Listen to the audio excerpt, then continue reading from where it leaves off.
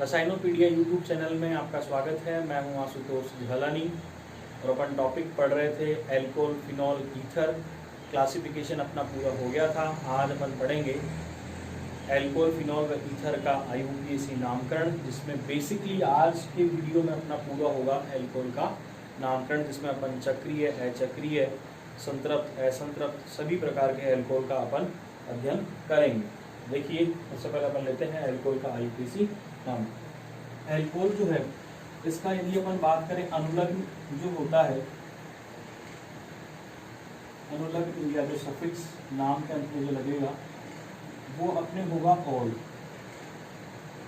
तो एल्केन के नाम के अंत में भी अपन ऑल जोड़ते हैं, तो इसका जो IUPAC नाम हो जाएगा वो होगा एल्केन प्लस ऑल। तो इसका नाम हो जाएगा अपने एल्केनॉल।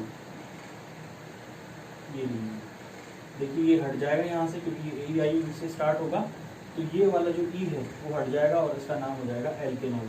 और यदि अपन हिंदी में लिखें तो फिर तो कहीं कोई आवश्यकता ही नहीं हटाने की भी को, तो अपन डायरेक्ट लिख देंगे एल्केन प्लस ऑल और ये नाम हो गया अपने एल्केनॉल का। और यदि अभी तो ये मुख्य क्रियात्मक समूह के रूप में उपस्थित है, यदि ये प्रतिस्थापी के रूप में हो तो देखो उसका टेबल साथ में देख लेते हैं। तो प्रतिस्थापी के रूप में होगा तो इसका पूर्वलग्न या प्रीफिक्स काम में लेंगे, और इसका जो प्रीफिक्स होता है वो होता है हाइड्रोक्सी। यदि ये ग्रुप प्रतिस्थापी के रूप में हो तो इसको अपन हाइड्रोक्सी के नाम से जानेंगे या बोलेंगे, ठीक है। तो ये तो अपने हो गया एल्कोहल की जनरल बातें। अब यदि अपन इसको एक फॉर्मूला वाइज लिखें, मतलब एक संक्षिप्त तरीका जिससे अपन एल्कोहल के जितने भी कंपाउंड्स हैं, चाहे उसमें डबल बॉन्ड इन्वॉल्व हो या ट्रिपल बॉन्ड हो या कोई साइक्लिक कंपाउंड हो, तो उसका देखो अपन किस तरीके से नामकरण करेंगे। ये उतार लिया हो देखो आपने, वही एल्किल हैलाइड की तरह सबसे पहले हेलोएल्केन हेलोरिन में अपन ने किया था प्रतिस्थापी की स्थिति। सबसे पहले अपन ये लिखेंगे डिफेक्ट पोजीशन ऑफ सब्स्टिट्यूएंट। फिर दूसरा है प्रतिस्थापी का नाम, नेम ऑफ सब्स्टिट्यूएंट। फिर उसके बाद में वर्ड रूप, मतलब मुख्य श्रृंखला में कितने कार्बन है, तो वो आ जाएगा एल्क के रूप में। मतलब ये रिप्रेजेंट करेगा मुख्य श्रृंखला में प्रेजेंट कार्बन की संख्या को रिप्रेजेंट करेगा ये एल। जैसे मान लीजिए 4 कार्बन है तो ब्यूट आ जाएगा, 5 कार्बन है तो पैंट आ जाएगा। अब यदि एल्कोहल एक संतृप्त श्रृंखला है, डबल बॉन्ड ट्रिपल बॉन्ड मतलब नहीं है, तो यहाँ पे इसके नाम के अंत जोड़ेंगे एन। फिर एल्कोहल का जो अनुलग्न है वो लगेगा, लेकिन उसकी पोजीशन के साथ में, जब 2 कार्बन से ज़्यादा हो तब। तो यहाँ पर अपन लिखेंगे OH समूह की स्थिति, और फिर उसके बाद में इसका जो अनुलग्न है वो अपने हैं ऑल। तो इस प्रकार से ऑल जोड़ दिया जाएगा। ये एक साधारण तरीके से यदि अपन किसी भी एल्केनॉल का नामकरण करें तो इस तरीके से करेंगे। अब मान लीजिए उसमें इसके साथ साथ में डबल बॉन्ड, मतलब एल्कोहल के साथ साथ में मुख्य श्रृंखला में डबल बॉन्ड या ट्रिपल बॉन्ड है, तो उसका नामकरण देखो किस प्रकार से करेंगे। कुछ नहीं करना, वैसे के वैसे आएगा यहाँ तक का, केवल इसमें चेंजेस होंगे। वो किस प्रकार से होंगे, प्लस यहाँ पे अपन लिखेंगे डबल बॉन्ड की स्थिति, फिर उसके बाद में डबल बॉन्ड का जो 3 लगाएंगे वो, और बाकी शेष जो है एज इट इज जैसे अपन ने किया है इससे पहले उसी प्रकार से लिख दिया जाएगा। ये इसी प्रकार यदि यहाँ पर ये एल्कीन ना होकर के एल्काइन का केस होता तो यहाँ पे अपन क्या लिखते, ट्रिपल बॉन्ड की स्थिति, और इसमें ये लगाते आइन। फिर वापस से वही OH समूह की स्थिति और फिर और यहाँ पर भी वही आता एल, प्रतिस्थापी की स्थिति और ये प्रतिस्थापी का नाम। और यदि ये कंडीशन भी ना होकर के अपने कंडीशन होती कि ये कंपाउंड साइक्लिक में होता, मतलब एल्कोहल इस प्रकार से है, OH जुड़ी हुई है उस साइक्लिक रिंग से, तो उसका नामकरण कैसे करते हैं। तो उसके लिए चाहे वो संतृप्त होता चाहे वो असंतृप्त होता, लिखा हुआ है वहीं पर क्या आता, पूर्व लग्न आ जाता सभी में, चाहे वो एल्केन का केस हो, चाहे वो एल्कीन का केस हो, चाहे वो एल्काइन का केस हो। तो यहाँ पे अपन क्या लगा देते, साइड। कब? जब कंपाउंड चक्रीय होगा। तो यहाँ पर देखो एल्केन के लिए ये आ गया, ये वाला फॉर्मूला अप्लाई होगा। यदि एल्कीन है और OH साथ में है तो ये वाला फॉर्मूला अप्लाई होगा, और यदि एल्काइन है और OH साथ में है तो ये वाला फॉर्मूला, मतलब इस फॉर्मूले के अकॉर्डिंग अपन लिखेंगे। और यदि साइक्लो कंपाउंड है, मतलब साइक्लिक कंपाउंड है, तो जहाँ पर एल्क दे रखा है, चाहे वो इसमें हो या इसमें हो, उसमें आगे अपन क्या लगा देंगे? साइक्लो। बाकी शेष जो नियम है वो सामान्य नियमों के अनुसार ही लिखे जाए, मतलब उसके अकॉर्डिंग उनका नामकरण होगा। तो इसको एक बार आप ढंग से याद रख लेना, क्योंकि यदि ये याद है आपको तो ऑलमोस्ट नियम आपको पढ़ने की आवश्यकता नहीं है। 3-4 नियम अपने को दिमाग में रखने हैं, उसके आधार पर अपन इनका नामकरण कर देंगे। तो एक बार इसका स्क्रीनशॉट ले लीजिए, फिर अपन आगे पढ़ते हैं। देखो इस प्रकार से इनका नामकरण होगा।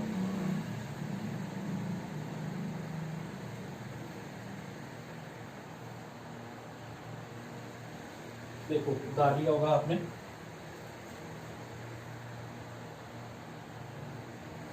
देखो अब अपन नामकरण की बात करते हैं, तो नामकरण में क्या होता है, कभी कभार फॉर्मूला ना देकर के अपने को एक साधारण नाम या रूढ़ नाम देकर के उसका IUPAC नाम पूछ लिया जाता है। तो रूढ़ नाम तो जब अपन IUPAC नामकरण पढ़ेंगे एग्जाम्पल के साथ ही पढ़ लेंगे। लेकिन मान लीजिए कोई व्युत्पन्न नाम दे रखा है या साधारण नाम दे रखा है, जैसे एक बार कॉम्पिटिशन अपने कॉम्पिटिशन के अपने 12th बोर्ड एग्जाम में एक बार पूछा गया था कि सेकेंडरी ब्यूटिल एल्कोहल का IUPAC नाम क्या होगा। तो अपने को इनके लिए अपने को इसकी संरचना का पता होना जरूरी है, आवश्यक होता है। तो उसकी संरचना देखो अपन कैसे समझेंगे, इसके लिए अपने को एल्किल समूह पढ़ना पड़ेगा। तो एक बार इसका लिख लीजिए, एल्किल समूह, इसी में एक हेडिंग है एल्किल समूह। तो देखो क्या होता है, कोई भी एल्केन है उसमें से जब अपन H को हटा देंगे तो जो R समूह रहेगा उसी को अपन कहेंगे एल्किल समूह। अब इस एल्किल समूह से कोई क्रियात्मक समूह जुड़ा हुआ हो सकता है, वो OH भी हो सकता है, वो हैलोजन भी हो सकता है, वो NH2 भी हो सकता है, वो CWH भी हो सकता है, मतलब वो क्रियात्मक समूह यहाँ पर कुछ भी हो सकता है। ये सभी के लिए काम में आएगा, एल्कोहल के लिए नहीं, सभी के लिए जब अपन क्रियात्मक समूह का नामकरण बढ़ेंगे, ये बेसिक बात है। तो देखिए यदि अपन बात करें मेथेन की और उसमें से एक H हटाएं तो ये ग्रुप बन जाता है अपने CH3 या मैथिल समूह। ये तो आपको पता होगा। इसी प्रकार मतलब जैसे यहाँ पर CH3OH हो गया तो वो मैथेनॉल है, तो वो मैथिल एल्कोहल कहलाएगा। जैसे मान लीजिए, इसका मैं एग्जाम्पल दे दूँ, जैसे मान लीजिए CH3OH हो गया, तो अब इसका नाम अपन कैसे करेंगे? मैथिल, साधारण IUPAC की नाम बात नहीं करना मम्मी, मैथिल एल्कोहल। ऐसे ही यहाँ पर C2H6 ये एथेन है, क्या है ये? एथेन। और ये ऊपर वाला कौन सा था? मेथेन। तो यहाँ से यदि अपन एक H हटा देंगे तो ये बन जाएगा C2H5। और ये इस तरीके से हो तो देखो ये C2H5OH, तो इसको अपन क्या बोलेंगे? साधारण नाम एथिल एल्कोहल। ये तो आपको आते होंगे, बेसिक सी बात है। लेकिन अब इसके बाद में जैसे कार्बन संख्या बढ़ेगी, अब थोड़ा सा यहाँ पर थोड़ा सा क्या, एक बस अपने को आइडिया होना चाहिए कि इसके आइसोमर्स को किस प्रकार किस नाम से जाना जाता है। हालांकि पूरी बात जो है वो 11th में आप पढ़ चुके होंगे। तो देखिए अपन बात करते हैं प्रोपेन की, इसको आपने उदाहरण लिया होगा। अब देखिए आगे पढ़ते हैं, प्रोपेन की बात करते हैं, क्योंकि अपने बेसिकली जो प्रोपेन या ब्यूटेन का अपने को पूरा पता होना चाहिए कि उसका किस प्रकार से साधारण नाम होगा। तो देखिए C3H8, इसको अपन कहते हैं प्रोपेन। अब यदि अपन इसकी श्रृंखला बनाएं तो इस प्रकार से होगी CH3, CH2 और CH3। इसका कोई आइसोमर ऐसा है नहीं, बस यही होगा। लेकिन यदि इसको अपन एल्किल समूह में कन्वर्ट करें तो हाइड्रोजन दो तरीके से जा सकती है। एक तो यहाँ से, मतलब सिरे वाले कार्बन से। अब सिरे वाले कार्बन से चाहे यहाँ से जाए या यहाँ से जाए, बनेगी एक ही संरचना CH3, CH2, CH2 और ये डैश। यहाँ पर कोई भी क्रियात्मक समूह हो सकता है। या फिर इस बीच वाले कार्बन से हाइड्रोजन जाए, तो बीच वाले कार्बन से हाइड्रोजन जाएगी तो इस प्रकार की संरचना बन जाएगी। या इसको अपन ऐसे भी लिख सकते हैं, वो एक ही बात है, CH3, CH, CH3 और ये डैश। अब देखो समझना, जब कोई सीधी ऐसा की श्रृंखला होती है तो आपने पढ़ा होगा 11th में कि उसके नाम के आगे अपन क्या लगाते हैं, एन लगाते हैं। और यहाँ पर ये प्रोपेन है वैसे, लेकिन एक हाइड्रोजन चला गया तो इसका नाम हो गया एन प्रोपेन। क्या नाम हो गया, एन प्रोपेन। इसी प्रकार अब बात करते हैं इस वाले समूह की कि जब किसी कार्बन श्रृंखला के सेकंड लास्ट कार्बन पर, जैसे ये कोई कार्बन श्रृंखला है, इसके सेकंड लास्ट कार्बन ये हो गया, दो मैथिल समूह जुड़े हुए हों तो उसको अपन बोलते हैं आइसो समूह। कौन सा समूह कहेंगे, आइसो समूह। की ये वाले स्ट्रक्चर है, या तो इधर से मान ले या इधर से मान ले, बात वही है। और कितने कार्बन है, 3, तो प्रोपेन, लेकिन एक हाइड्रोजन चला गया तो नाम क्या हो जाएगा, आइसोप्रोपिल समूह। ये भी हो गया उदाहरण। ये फिर अपन बात करते हैं ब्यूटेन। उतार लिया हुआ देखो आपने,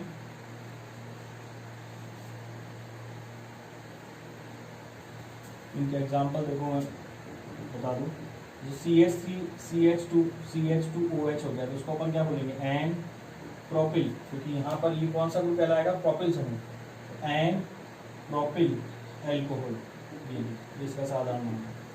इसी प्रकार अपन बात करें CH3 CH CH3OH, इस तरीके से संरचना हो तो उसको अपन क्या बोलेंगे, आइसो प्रोपिल, क्योंकि सेकंड लास्ट कार्बन दो CH3 समूह है, आइसोप्रोपिल एल्कोहल। ठीक है ना। अब बात करते हैं ब्यूटेन। तो ब्यूटेन का जो फॉर्मूला होता है वो होता है C4H10। तो इसके देखो दो आइसोमर्स इस प्रकार से होते हैं, या तो ये सीधी श्रृंखला में है, CH3 CH2 CH2 और CH3, और या फिर ये इस प्रकार से हो, देखिए CH3 CH3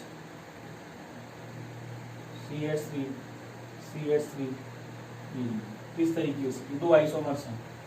अब देखो इसमें यदि अपन हाइड्रोजन हटाएंगे, ये तो हो गया अपने एन ब्यूटेन। क्या हो गया, ये एन ब्यूटेन आइसोमर ये वाला हो गया। अब यदि इसमें से अपन हाइड्रोजन निकालें तो हाइड्रोजन कहाँ से जाएगा, देखो या तो यहाँ से जाइए, एक ही बात है, दोनों सिरे वाले हैं समान कार्बन। तो मान लीजिए इस तरफ से गया तो ये बनेगा CH3 CH2 CH2 CH2 ये लीजिए। अब ये सीधी ऐसा की श्रृंखला है तो नाम क्या लगा देंगे आगे, एन फॉर्मूला में। फिर ये क्या हो जाएगा, ब्यूटेन की जगह ब्यूटेन, एन ब्यूटेन।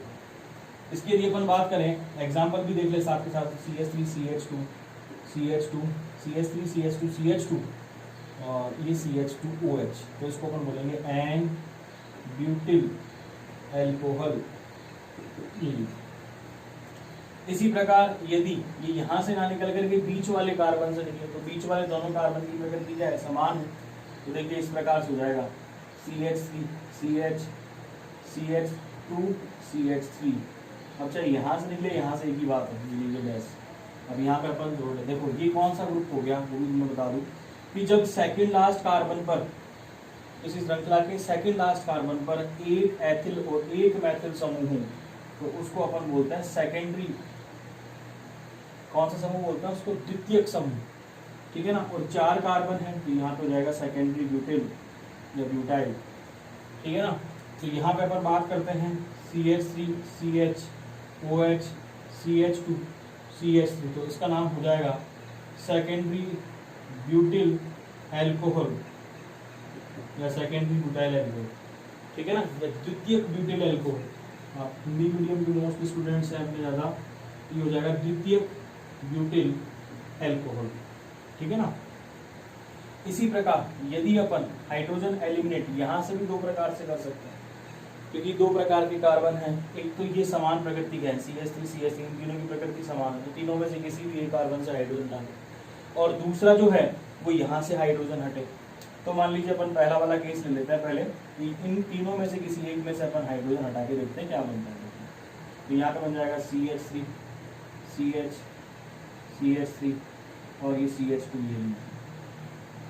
अब अभी मैंने थोड़ी देर पहले बताया था कि जब किसी कार्बन श्रृंखला के सेकंड लास्ट कार्बन पर 2 मैथिल समूह हों तो उसको अपन क्या बोलते हैं, आइसो। क्या बोलेंगे उसे, आइसो। अब कितने कार्बन है, ये 4, तो नाम क्या हो गया, आइसोब्यूटेन। अब इसी का अपन एग्जांपल लें, देखिए CH3 CH CH3 CH2OH, तो इसका नाम क्या हो जाएगा, आइसो ब्यूटाइल या ब्यूटिल एल्कोहल। इसी प्रकार मान लीजिए इन तीनों में से हाइड्रोजन ना हटे, इन तीनों में से हाइड्रोजन ना हटे, यहां से हाइड्रोजन जाए तो क्या बनेगा वो भी देख लेते हैं। देखिए CH3 C CH3 और CH, यहां से हाइड्रोजन चला गया। तो अब ये कौन सा कार्बन है, इस कार्बन से 3 कार्बन जुड़े हुए हैं, तो ये अपने हो गया टर्सरी। कौन सा हो गया, टर्सरी। तो यहां पर टर्सरी कार्बन, अब तो तृतीयक ब्यूटिल समूह इसको अपन कहेंगे, टर्सरी ब्यूटिल या तृतीयक ब्यूटिल। तो यहां पर देखो इसका एग्जांपल अपन लेते हैं CH3 CH3 CH3 OH, तो इसको अपन क्या बोलेंगे, tertiary butyl alcohol, tertiary butyl alcohol. मैं दोबारा देखो एक बार बात करता हूँ कि जो ब्यूटेन है उसके 2 आइसोमर है, एन ब्यूटेन और ये टर्सरी फॉर्म में। अब यहाँ से भी हाइड्रोजन हटता है तो इसमें 2 प्रकार के कार्बन हो गए, एक तो ये सिरे वाले और एक ये मध्य वाले। यदि सिरे वाले से हटता है तो बनेगा एन ब्यूटेन, मध्य वाले से हटता है तो बनेगा अपने सेकेंडरी ब्यूटेन, सेकेंडरी ब्यूटिल भी कह सकते हैं। और देखो एक चीज और ध्यान रखना, ये जो है सेकेंडरी ब्यूटिल वाला, याद ही अगली बात साथ के साथ में कि जैसे इसमें अपन क्रियात्मक समूह जोड़ देंगे तो ये किरेल कार्बन बन जाएगा, और किरेल कार्बन बनते ही यहाँ पे अपन एक शब्द काम में लेंगे एक्टिव। क्या काम में लेंगे, एक्टिव शब्द काम में लेंगे, क्योंकि वो ऑप्टिकली क्या आ जाता है, एक्टिव आ जाता है, ड्यू टू इसके कारण, यहाँ पर कायरल कार्बन बनने के कारण ऐसा हो जाता। इसको एक्टिव सेकेंडरी ब्यूटाइल एल्कोहल, या जो हिंदी मीडियम वाले स्टूडेंट है वो यहाँ पे अपन सक्रिय द्वितीयक ब्यूटिल एल्कोहल भी कह सकते हैं। इसी प्रकार अपन बात करें ब्यूटेन की, जो टर्सरी फॉर्म में है, तो इसमें हाइड्रोजन जो एलिमिनेट होगा, तब तीनों हाइड्रोजन CH3 समूह में क्या है, समान, तो तीनों में से किसी में से एक में से हटा देंगे अपन, तो ये कौन सा ग्रुप बन जाएगा, आइसो समूह, और 4 कार्बन है तो क्या आ जाएगा, आइसोब्यूटाइल। इसी प्रकार यदि हाइड्रोजन यहाँ से जाए तो कौन सी फॉर्म आएगी, टर्सरी ब्यूटिल, मतलब टर्सरी समूह बन जाएगा, 4 कार्बन है तो टर्सरी ब्यूटिल हो जाएगा। इसी प्रकार यदि OH जोड़ देंगे तो क्या हो जाएगा, टर्सरी ब्यूटिल एल्कोहल। ठीक है ना। अब देखो इन 4 की अपन बात करें तो इन चारों में से ऑप्टिकली एक्टिव कौन सा है, ये है, और इसीलिए मैंने आपको बताया कि क्या कहेंगे, एक्टिव सेकेंडरी ब्यूटिल एल्कोहल। अब इसके स्थान पे कोई हेलोजन है तो भी वो एक्टिव ही होगा, क्योंकि वहां पर भी वो ऑप्टिकल एक्टिविटी का केस लागू होगा। तो ये तो होगी जनरल बात कि जब अपन, क्योंकि अपने प्रश्न आया हुआ है तो अपने को ये पता होना चाहिए, तो ये इस तरीके से होगा। अब अपन बात करते हैं IUPAC नामकरण, तो इसको एक बार उतार दीजिए आप, उतार लिया होगा। देखो अब बात करते हैं अपन IUPAC नामकरण में कुछ रूल्स हैं, अपन सारे रूल्स नहीं पढ़ेंगे, जनरल रूल्स भी आप पढ़ चुके हो, अपन केवल यहाँ पर जो मोस्ट काम में बातें आएगी वो अपन यहाँ पे साथ के साथ एक बार संक्षिप्त तरीके से रिवाइज कर लेते हैं। देखो किस प्रकार से है, देखिए एल्कोहल का IUPAC नामकरण अपन पढ़ रहे थे, और उसमें कुछ विशेष जो नियम हैं जो अपने को ध्यान रखने हैं एल्कोहल के IUPAC नामकरण में। वो सबसे पहला है कि सबसे लंबी क्रियात्मक समूहयुक्त श्रृंखला का चयन करना है, मतलब सबसे लंबी कार्बन श्रृंखला हो, लेकिन उसमें क्रियात्मक समूह का होना भी क्या है, आवश्यक है। यदि मान लीजिए कार्बन की संख्या लंबी श्रृंखला वाली दूसरी कोई श्रृंखला है और उसमें क्रियात्मक समूह नहीं है, तो फिर उस श्रृंखला का चयन नहीं करेंगे, जिसमें क्रियात्मक समूह है उस श्रृंखला का चयन किया जाएगा। फॉर एग्जाम्पल जैसे मान लीजिए ये है, अब इसमें मुख्य श्रृंखलाएं 2 प्रकार से हो रही है, या तो देखो इधर से क्रियात्मक समूह को लेते हुए, और एक ये वाली श्रृंखला हो रही है। तो इनमें से अपन उस श्रृंखला का चयन करेंगे जिसमें क्रियात्मक समूह भी हो और लंबी भी हो। तो इनमें से कौन सी सही होगी, ये वाली, क्योंकि इसमें कितने कार्बन है, 1 2 3 4 5, और इसमें कितने होंगे, 1 2 3 और 4, तो ये हो जाएगा अपने गलत। इसी प्रकार जैसे मान लीजिए ये एक सीधी श्रृंखला यदि अपन लेते हैं तो इसमें कार्बन आ रहे हैं 1 2 3 4 5 6, लेकिन इसमें कोई क्रियात्मक समूह नहीं है। और यदि अपन इसकी बात करते हैं तो इसमें कार्बन आ रहा है 1 2 3 और 4, लेकिन इसमें 2 OH समूह आ रहा है, तो ये वाला क्या होगा अपने सही, और ये वाला हो जाएगा गलत। तो रूल क्या कह रहा है कि सबसे लंबी क्रियात्मक समूहयुक्त कार्बन श्रृंखला का चयन करना है जिसमें क्रियात्मक समूह होना आवश्यक है। ठीक है ना। उसके बाद में बात करते हैं अपन अंकन, तो अंकन किधर से करेंगे, इधर से क्रियात्मक समूह को कम अंक मिले। और वैसे आपको पता होगा अंकन की जो प्रायिकता होती है वो सबसे ज्यादा प्रायिकता अपन देते हैं फंक्शन रूल को, फिर उसके बाद में देते हैं अपन डबल बॉन्ड को या ट्रिपल बॉन्ड को, और फिर उसके बाद में अपन देते हैं प्रतिस्थापी। और प्रतिस्थापी में भी फिर अंग्रेजी वर्णमाला के अनुसार जो पहले आएगा उसके अनुसार देखा जाएगा। अब बात करते हैं देखो अपन यहाँ पर कि इसमें एक मुख्य श्रृंखला से मान लीजिए ये वाली होगी, क्योंकि यही होगी 4 कार्बन की सीधी श्रृंखला है। एक तरीका ये है कि अंकन जो होगा, अब इधर से भी प्रतिस्थापी सेकंड पे आ रहा है और इधर से क्रियात्मक समूह सेकंड पे आ रहा है। तो मान लीजिए अगर अपन ने प्रतिस्थापी इधर से अगर अंकन कर दिया तो क्रियात्मक समूह थर्ड पोजीशन पे आ रहा है, और यदि अपन इधर से अंकन करते हैं तो क्रियात्मक समूह पोजीशन आ रही है सेकंड। तो कौन सा सही होगा ये, क्योंकि सबसे पहले प्राथमिकता किसको देनी है, क्रियात्मक समूह, ठीक है ना। फिर क्रियात्मक समूह जब बराबर हो तो फिर अपने को प्राथमिकता देनी है प्रतिस्थापी। इधर से क्रियात्मक समूह को कम अंक मिलेंगे पर उधर से अंकन करेंगे। तो ये तो अंकन का भी हो गया और अपन ने मुख्य श्रृंखला का भी चयन कर लिया, ठीक है ना। अब उसके बाद में अपन कुछ उदाहरणों की बात करते हैं जिसमें एल्कोहल का IUPAC नामकरण किस प्रकार से किया जाएगा। तो देखिए अपन बात करते हैं, इसका एक बार स्क्रीनशॉट ले लीजिए आप चाहिए। स्क्रीनशॉट आपने ले लिया होगा और अपन एग्जांपल्स की बात करते हैं। और एग्जाम्पल पढ़ने के साथ साथ इनके जो रूढ़ नाम है या व्युत्पन्न नाम है वो भी अपन साथ के साथ देखते चले जाए। तो एक बार आप एग्जाम्पल उतार लीजिए, फिर अपन अकॉर्डिंग टू रूल्स का नामकरण करते हैं। तो देखिए ये अपने एग्जाम्पल्स हैं जिनका अपन IUPAC नामकरण पढ़ेंगे।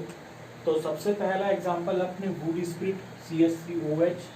अब इसमें मुख्य श्रृंखला का चयन तो एक ही कार्बन है, तो एक कार्बन के लिए क्या आएगा, मेथेन, संलग्न होगा ऑल, तो नाम हो जाएगा इसका इथेनॉल। ये अब बात करें इसका जो ये नाम वुड स्प्रिट, ध्यान रखना रूट नाम है इसका, ये कास्ट स्प्रिट भी इसको अपन कहते हैं, ठीक है ना, स्प्रिट वगैरह में काम मिली जाती है। ग्रेन एल्कोहल, और ये क्या धान वगैरह से प्राप्त होता है, जौ वगैरह से बेसिकली, तो इसको ग्रेन एल्कोहल भी कहा जाता है। 2 कार्बन है मुख्य श्रृंखला में, तो 2 कार्बन के लिए क्या आएगा, एथेन, अनुलग्न होगा ऑल, तो इसका नाम हो जाएगा इथेनॉल। ये अब देखो अपन साथ के साथ जो अपन ने पढ़ा था कि एल्किल ग्रुप का किस प्रकार से नामकरण किया जाता है। तो जैसे मान लीजिए ये एक श्रृंखला है, तो अपन ने कुछ देर पहले अभी पढ़ा था कि जब सीधी असाखित श्रृंखला हो तो उसके नाम के आगे लगाते हैं एन। मैं अभी साधारण नाम, व्युत्पन्न नाम की बात कर रहा हूँ, और सॉरी साधारण नाम की बात कर रहा हूँ, इसको अपन क्या बोलेंगे, एन। और यहाँ पर कितने कार्बन है, 3, तो इसके लिए क्या आएगा, एन प्रोपिल। उसके बाद में क्या आ जाएगा, एल्कोहल। ये तो इसका साधारण नाम हो गया, एन प्रोपिल एल्कोहल। अब इसका IUPAC नामकरण करेंगे तो सबसे पहले अपने को क्या करना पड़ेगा, मुख्य श्रृंखला का चयन करना पड़ेगा। तो मुख्य श्रृंखला का चयन देखो किस प्रकार से होगा, सबसे लंबी कार्बन श्रृंखला, यही दिक्कत नहीं है, ये लीजिए। अब इसमें अंकन किस तरफ से करेंगे, जिधर से क्रियात्मक समूह को कम अंक मिले, तो इधर से अंकन होगा 1, 2 और ये 3। अब इसका यदि अपन नामकरण करें तो सबसे पहले क्या होगा, प्रतिस्थापी की स्थिति और प्रतिस्थापी का नाम जो यहाँ पर नहीं है, फिर अपन क्या लिखेंगे, एल। एल की जगह आएगा प्रॉप, क्योंकि मुख्य श्रृंखला में कितने कार्बन है, 3, 3 के लिए क्या आता है, प्रॉप। उसके बाद में क्रियात्मक समूह की स्थिति वो कहाँ पर है, 1। उसके बाद में अनुलग्न होगा ऑल, और इसको अपन आपने ऐसे भी लिखा होगा 1 प्रोपेनॉल, ऐसे भी लिखा जा सकता है, कहीं दिक्कत नहीं है। लेकिन बेस्ट ये है कि देखो, दोबारा से समझाता हूँ, देखो मैं ऐसे कि अपन बात करते हैं, जैसे इसकी मुख्य श्रृंखला होगी, इधर से अंकन करेंगे तो देखो 3 कार्बन है, 3 कार्बन के लिए क्या आएगा, प्रॉप। फिर उसके बाद में एल्केन है, तो नाम के अंत में क्या जोड़ेंगे, एन। फिर उसके बाद में क्रियात्मक समूह है तो उसकी पोजीशन देनी पड़ेगी 1 पर 1, और उसके बाद में अनुलग्न क्या हो जाएगा इसका, ऑल। या फिर देखो कुछ बुक्स में आपने 1 प्रोपेनॉल के नाम से भी देखा होगा, वो भी अपना सही है, लेकिन अपने को इस मैनर में लिखना है तो आगे कहीं कंफ्यूजन नहीं होगा। अब बात करते हैं देखो 4th एग्जाम्पल की। तो देखो ये वाली जो स्थिति है, यदि मैं OH को हटा दूं और ये डैश वाली जो स्थिति है, ढंग से देखना है इसको, तो ये स्थिति जो है वो अपने आइसो स्थिति कहलाती है। कौन सी स्थिति, आइसो। 3 कार्बन है तो नाम क्या होगा, आइसोप्रोपाइल, ठीक है ना। अब इसका अपन आईयूपीएसी नामकरण करें तो वही मुख्य श्रृंखला का चयन करेंगे, उस मुख्य श्रृंखला का चयन करेंगे जिसमें क्रियात्मक समूह भी आएगा। अंकन उस तरफ से करेंगे इधर से क्रियात्मक समूह को कम अंक मिले, दोनों तरफ से अंकन कर लो, क्रियात्मक समूह सेकंड पोजीशन पे ही आएगा, तो किधर से भी अंकन कर देंगे 1 2 और 3। अब इसके यदि अपन नाम लिखें तो 3 कार्बन है तो 3 भी लेके आएगा, कोई प्रतिस्थापी वगैरह नहीं है तो यहाँ आएगा प्रोप, फिर क्या आएगा एन, उसके बाद में क्रियात्मक समूह की स्थिति 2 और उसके बाद में ऑल, तो नाम क्या हो गया प्रोपेन 2 ऑल। अब बात करते हैं देखो इसकी, ये वाली जो स्थिति है इसको अपन कहते हैं तृतीयक ब्यूटिल या टर्सरी ब्यूटिल स्थिति, ये लीजिए टर्सरी ब्यूटाइल, ठीक है ना, या तृतीयक ब्यूटिल एल्कोहल, ये इसका एक साधारण नाम हो गया। आईयूपीएसी नामकरण करेंगे तो क्या करेंगे, सबसे पहले मुख्य श्रृंखला का चयन, और उस मुख्य श्रृंखला का जिसमें क्रियात्मक समूह इन्वॉल्व हो, ये लीजिए। तो अंकन किस तरफ से करेंगे, इधर से भी करो, दोनों तरफ से वही सेकंड पे आ रहा है, प्रतिस्थापी भी बाद में देखेंगे, इसके बाद प्रतिस्थापी देखेंगे तो वो भी सेकंड पे आ रहा है, तो देखिए 1 2 और 3। तो सबसे पहले क्या लिखेंगे, प्रतिस्थापी की स्थिति, इस पे आएगा 2 पर है 2, उसके बाद में प्रतिस्थापी का नाम मिथाइल या मैथिल, फिर उसके बाद में कितने कार्बन है मुख्य श्रृंखला में 3, तो प्रोप, उसके बाद में एल्केन है तो क्या जोड़ेंगे एन, उसके बाद में क्रियात्मक समूह की स्थिति तो 2, और उसके बाद में क्या आ जाएगा और। देखो मैंने एक चीज लिखवाई थी कि जब इसको अपन जोड़ के लिखते हैं ना तो यहाँ से ई हटाएंगे, जैसे कि इस वाले केस में मैथेनॉल और इथेनॉल वाले केस में, और जब अब इसको अपन पोजीशन के साथ लिखेंगे तो फिर यहाँ पर अपन लिखेंगे साथ, ध्यान रखना है, ठीक है ना, ये इंग्लिश वाली बात है, बाकी अगर अपन हिंदी में लिखते हैं तो कहीं दिक्कत नहीं है, 2 मैथिल प्रोपेन 2 और आसानी से लिखा जाएगा। अब बात करते देखो ये वाली जो स्थिति है 4 कार्बन है, ऐसा की श्रृंखला है, सीधी श्रृंखला है, 4 कार्बन है तो इसको बोलते हैं एन ब्यूटाइल, और ये क्या जुड़ा हुआ है OH, तो उसको अपन बोलेंगे एन ब्यूटाइल एल्कोहल। आईयूपीएसी नामकरण की बात करें सबसे पहले मुख्य श्रृंखला का चयन, सीधी कार्बन श्रृंखला हो जाएगी, अंकन उस तरफ से करेंगे इधर से क्रियात्मक समूह को कम अंक मिले तो इधर से ही होंगे 1 2 3 और ये 4। सबसे पहले क्या करेंगे, प्रतिस्थापी की स्थिति जो कि नहीं है, फिर प्रतिस्थापी का नाम वो भी नहीं आएगा, मुख्य श्रृंखला में कार्बन कितने हैं 4, 4 के लिए क्या आएगा ब्यू, ये लीजिए एल्केन है, कोई डबल बॉन्ड वगैरह नहीं है तो ब्यूटेन, उसके बाद में क्रियात्मक समूह की स्थिति 1 और उसके बाद में क्या जाएगा और, तो नाम क्या जाएगा ब्यूटेन 1 और। अब देखिए इसकी बात करते हैं 7th एग्जाम्पल, ध्यान रखना ये पूछा गया था। देखिए इसमें यहाँ पर है CH3, यहाँ पर है H और यहाँ पर है CH2 CH3। तो यदि अपन इसको गौर से देखें तो ढंग से देखें तो ये जो वाला जो कार्बन है वो किरेल कार्बन कहलाएगा, भी क्या कहलाएगा किरेल कार्बन। थोड़ा सा मैं रिवाइज करवा दूं, वह कार्बन परमाणु जो अपनी चारों संयोजकताओं के द्वारा भिन्न भिन्न परमाणु या समूह से अटैच होता है कायरल कार्बन कहलाता है, इसको अपन स्टेरिक साइन के द्वारा दर्शाते हैं। ये बोर्ड एग्जाम में अपना प्रश्न पूछा गया था कि प्रश्न ये था, क्योंकि देखो यहाँ पर अपन पहले ये देखो ये वाली स्थिति कहलाती है सेकेंडरी ब्यूटिल, 4 कार्बन है और सेकेंडरी, ये क्या कहलाएगा अपने सेकेंडरी ब्यूटिल, ये मैंने वैसे बता चुका हूँ सेकेंडरी ब्यूटाइल और ये क्या होता है, जैसे थोड़ी देर पहले भी अपन ने चर्चा की थी इसके बारे में। तो सेकेंडरी ब्यूटाइल, उसके बाद में क्या आ जाएगा एल्कोहल, और इसको अपन एक्टिव भी कह सकते हैं क्योंकि ऑप्टिकली एक्टिव आता है, ये लीजिए तो एक्टिव सेकेंडरी ब्यूटाइल एल्कोहल हो गया। अब इसका यदि अपन आईयूपीएसी नामकरण करें तो सबसे पहला होगा सबसे लंबी कार्बन श्रृंखला का चयन, तो ये सीधी श्रृंखला होगी। फिर अंकन किस तरफ से करेंगे, इधर से क्रियात्मक समूह कम अंक मिलेंगे, इधर से करते हैं तीसरी पे आ रहा है, इधर से करते हैं सेकंड पे आ रहा है, तो इधर से अंकन होगा 1 2 3 और ये 4। सबसे पहले क्या होगा प्रतिस्थापी की स्थिति, प्रतिस्थापी का नाम जो कि इसमें नहीं है, क्योंकि प्रतिस्थापी क्या होता है मुख्य श्रृंखला के अतिरिक्त जो एल्किल समूह होता है या अन्य कोई समूह होंगे उनको प्रतिस्थापी कहेंगे। तो यहाँ पर देखो क्या होगा, यहाँ पर ऐसा नहीं है, तो डायरेक्ट कितने कार्बन है 4, 4 के लिए क्या आएगा ब्यू, एल्केन है तो नाम हो जाएगा ब्यूटेन 2 और ये इसका आईयूपीएसी नाम हो जाएगा। इसको ढंग से देखो ध्यान रखना। अब बात करते हैं देखो 8 एग्जाम्पल नंबर 8 की, देखो क्या है इसमें वही सबसे लंबी कार्बन श्रृंखला का चयन, तो ये वाली हो गई, ठीक है, ये वाले लोग इधर से ले लो, एक ही बात है, सीधी श्रृंखला लेते हैं तो जो अंकन है उसमें आसानी रहती है। अब बात करते हैं अंकन उस तरफ से करेंगे इधर से क्रियात्मक समूह को कम अंक मिले, तो अंकन किस तरफ से होगा बताइए, इस तरफ से होगा या इस तरफ से, हाँ इस तरफ से होगा। देखो 1 2 3 और ये 4। इधर से अंकन करते तो ये थर्ड पे आ रहा है, ये वाला गलत हो जाता, इधर से होगा। फिर उसके बाद में नाम लिखेंगे, सबसे पहले प्रतिस्थापी की स्थिति, सबसे पहले प्रतिस्थापी की स्थिति तो वो आएगा 3 पर। उसके बाद में प्रतिस्थापी का नाम मिथाइल ले लीजिए। फिर उसके बाद में मुख्य श्रृंखला में कितने कार्बन है, 4 और एल्किन है तो नाम हो जाएगा ब्यूटेन। उसके बाद में मुख्य क्रियात्मक समूह की स्थिति 2 पर है और इसका अम्लन या सफिक्स क्या हो जाएगा, ऑल, तो नाम हो गया 3-मेथिल ब्यूटेन 2 ऑल। अब देखिए 9th एग्जाम्पल जो कि अपने पॉलीमर में और बहुत सारे केमिकल रिएक्शंस में भी काम में आएगा, तो इसका भी थोड़ा ध्यान रखना और 10वीं का भी एग्जाम्पल दोनों का ध्यान रखना। इसका जो नाम है साधारण वो है इथाइलिन ग्लाइकोल, ये अपने पॉलीमर वगैरह में काम में आता है। और ये जो है वेल नोन एग्जाम्पल है, अपन ने क्लासिफिकेशन में पढ़े थे ये दोनों एग्जाम्पल भी। इसका नाम है ग्लिसरॉल, याद आ गया था, डाइहाइड्रिक एल्कोहल में अपन ने पढ़ा था, इसको डाइहाइड्रिक में पढ़ा। अब देखिए सबसे पहले वही मुख्य श्रृंखला का चयन, तो सबसे लंबी कार्बन श्रृंखला 2 ही कार्बन है, ज्यादा लंबी भी नहीं है। अंकन किस तरफ से करेंगे, जैसे क्रियात्मक समूह को कम अंक मिले किधर से भी कर दो, ये क्रियात्मक समूह दोनों तरफ से आपके स्वागत के लिए खड़े हैं, तो इधर से भी 1 पे आएगा, इधर से भी आएगा तो भी 1 पे आएगा, इधर से भी लेते अपन इधर से ले लेते हैं। फिर उसके बाद में क्या लिखेंगे, प्रतिस्थापी की स्थिति और प्रतिस्थापी का नाम दोनों ही नहीं है। फिर अपन क्या करेंगे, एल लिखेंगे, कितने कार्बन है, 2 वो कौन से हैं, एथेन, कार्बन सिंगल बॉन्ड ही है, यहाँ पे हो जाएगा इथेन, ये लीजिए।